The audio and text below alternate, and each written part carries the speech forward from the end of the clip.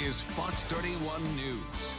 Hey, welcome back. 7:43 right now. Wildfire season underway. We know that here in Colorado. It has been a big issue this year. And last year was pretty bad for the fire season as well.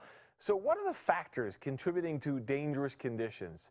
We've got Dr. Jennifer Balch from the University of Colorado Boulder. She joins us to talk about some research that y'all have done to figure out how does this compare to decades ago and why. Well, what did you guys find out? So we experienced one of the worst wildfire seasons last year in 2017. Yeah. It cost us over $18 billion in damages. Wow. We spent $3 billion alone fighting wildfires.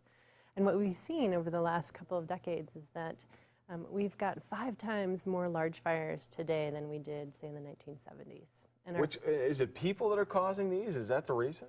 we need 3 ingredients for fire. You need fuels to burn, Yeah. a dry, hot climate, and ignitions. And so when you have all 3 of those, you've got the perfect recipe for fire. And people do provide a large number of ignitions.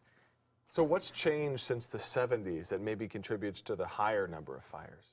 So there's a couple things going on. One, we do have a warming climate. So there are studies showing that 2 degrees, we've had a 2-degree increase in temperature over the last couple decades. Our fire season is 3 months longer now than it was just a couple decades ago.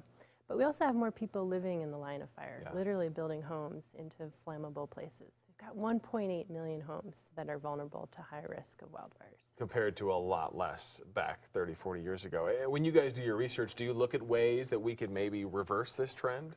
So there's a couple things we can do. We can build better and we can burn better. And what I mean by that is there's lots of things that we can do to incentivize building more flame-resistant homes into flammable places.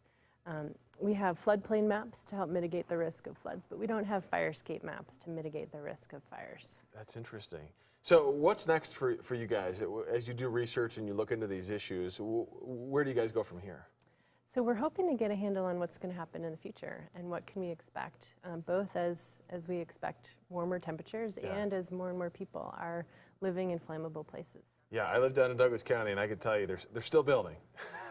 Yeah, and it's not going to stop anytime soon. And so this problem is not going to go away where we've got more fire-prone landscapes and we have more and more people living in those places. Well, hopefully the research that you do at the university level can really help at the ground level in terms of, like you said, building more responsibly or making smarter decisions about, how we celebrate the 4th of July, for example, and things like that. Thank you so much. Thank you. Pleasure to have you. Appreciate it. I mean, it's just definitely some insight and something that we should all be thinking about as we go about our business, making sure, Jessica, as these conditions remain dry, remain kind of a tinderbox here in Colorado, making sure we're responsible about not starting those fires. Yeah, that's exactly